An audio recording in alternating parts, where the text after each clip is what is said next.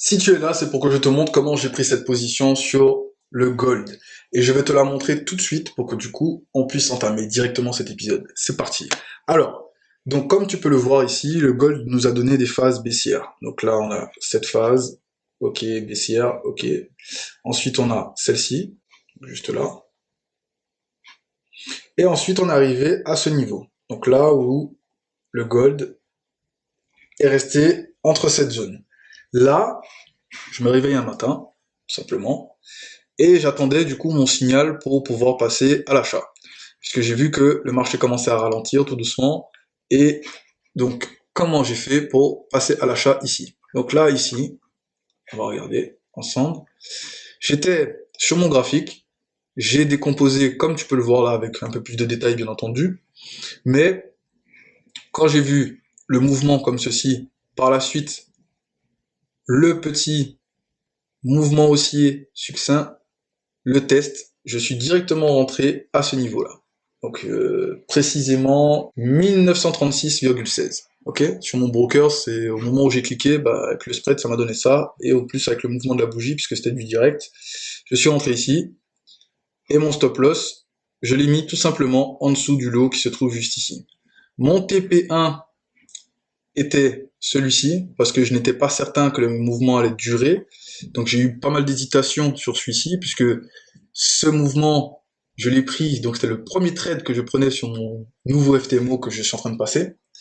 Et figure-toi que eh ben, le marché, il a smash mon TP1, et par la suite, donc j'ai tenu la position jusqu'ici. Ok. Malheureusement, cette position n'a pas touché le TP, d'accord, comme tu peux le voir là. Ok, on n'a pas touché le TP. Par contre, quand j'ai vu que le marché m'a donné ce mouvement-là, donc ce que j'ai fait, c'est que je me suis dit, ok, on est dans cette zone, juste là. Je me suis dit, ok, on est dans cette zone. Cette zone nous a donné un premier, donc on va dire un premier arrivage, donc le prix est arrivé dessus. Là, on a un petit retracement. Je me suis dit, ok, là, il va le smash. Quand j'ai vu qu'il l'a pas smash, bah, j'ai tout simplement close à ce niveau-là. Juste là. Voilà. Sur le test. Ok? Je n'ai pas pris la vente, malheureusement, parce que j'ai hésité sur le mouvement, parce que je n'avais pas de BOS clair. Quand je dis je n'ai pas de BOS clair, en M15, là, comme tu regardes là, on n'a pas de cassure à ce niveau-là, qui me dit, juste là, tu vois, qui me dit, ok, on veut baisser. Donc d'abord, le marché, il a d'abord fait son fail de créer un nouveau high, juste ici, et effectivement, bah là, comme on est aujourd'hui, là, quand je te recorde ça, on est samedi, c'est là que je vois un peu mes erreurs et les choses que j'aurais pu améliorer, les trades que j'aurais pu prendre et que je n'ai pas pris. Donc on va voir tout ça aussi ensemble. C'est un peu le bonus de cet épisode, puisque à la base, je comptais juste te dire comment j'ai pris cette position. Mais en soi, j'ai pas grand chose à dire. Là, le marché m'a donné un grand mouvement haussier, un deuxième grand mouvement haussier, une belle jambe baissière, et ensuite, tu vois bien que la taille entre le mouvement haussier initial et le mouvement haussier suivant n'était plus identique. Et quand je dis plus identique, ça a complètement baissé. Là, tu vois que la hausse, elle fait quand même 322 pips. La baisse, ouais, quand même, 520 pips quasiment.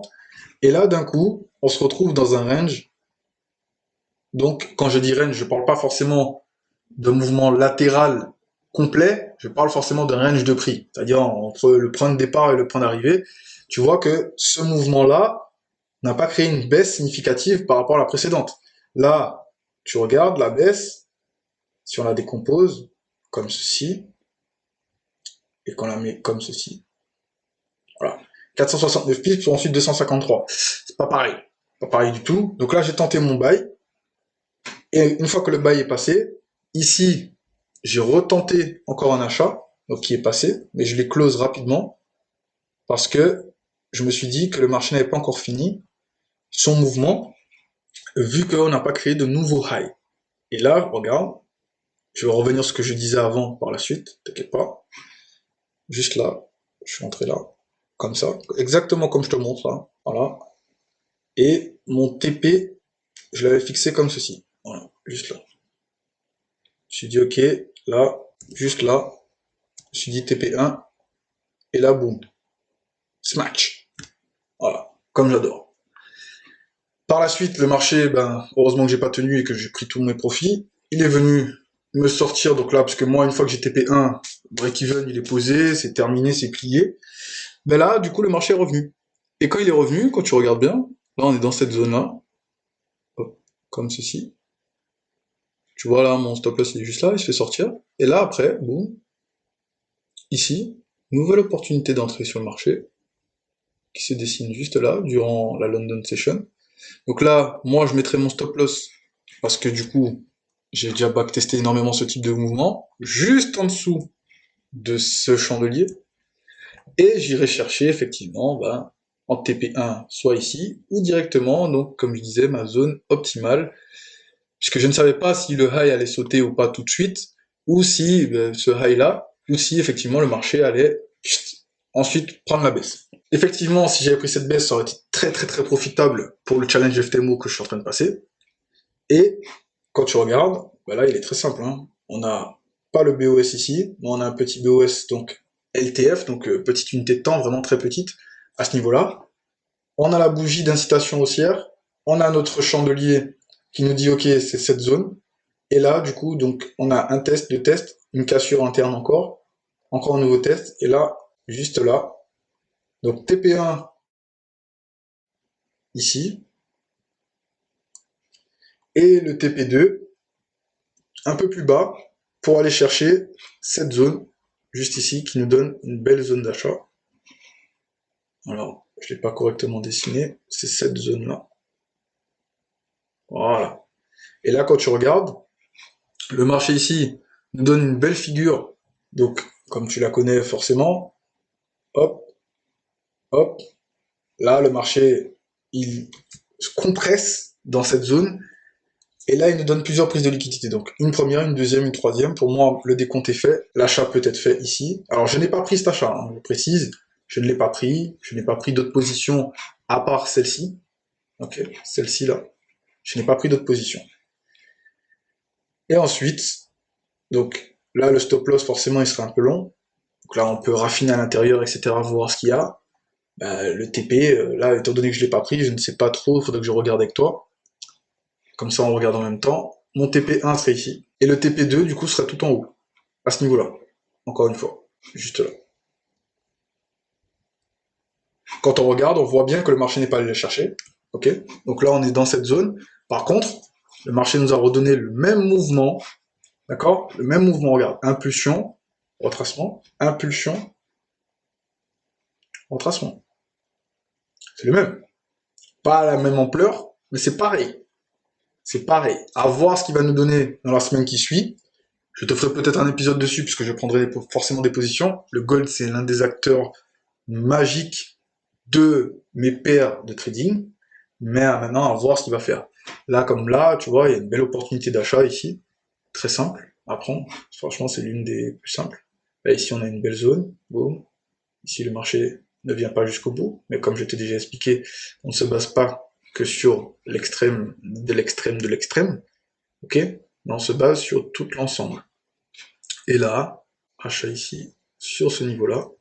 Mais le stop loss à ce niveau-là, pour moi, juste ici. Donc je pourrais le descendre encore un peu, enfin le monter encore un peu, mais pour être sûr d'être dans ma position, parfois, je préfère ne pas raffiner. Et j'irai chercher, du coup, en TP1, juste ici. D'accord? Le marché smash mon TP, et voilà, tout simplement. C'est pas plus compliqué que ça. Des fois, il faut pas chercher midi 14h. Si j'arrive pas à rentrer là, est-ce que je prends? Non, non. Tu traites ce que tu comprends, ce que ton plan de trading te dit. Et moi, dans le mien, tout ce que je t'ai décomposé là en même pas quelques minutes, c'est ce genre de trade que j'adore. Et effectivement, tu aurais pu prendre les mêmes trades en observant justement simplement les mouvements du marché. Et quand je dis les mouvements du marché, tu regardes que là, pour l'instant, depuis ce mouvement-là, ok? Donc, je vais aller en plus grosse unité de temps pour que tu puisses voir. Depuis ce mouvement ici, on a eu un BOS ici. Donc c'est le dernier high-low majeur avant le grand high qu'on a juste là. Ok? Et on voit que là, pour l'instant, le marché il est en dessous, mais il n'a pas encore dit clairement je baisse, je descends. Et la nouvelle zone que j'ai, donc on a, comme j'avais dit au tout début, on a cette zone. Et par la suite, on a eu ça. Donc on a encore ce high qui tient. Et là, pour l'instant, on a ce low. Voilà.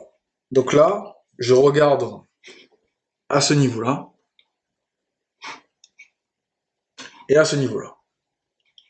Voir ce qui se passe. Bien entendu, je regarde à l'intérieur, mais pour l'instant, quand tu regardes bien, si on dessine des zones de supply and demand, là, on est dans cette zone et dans celle-ci. Ok?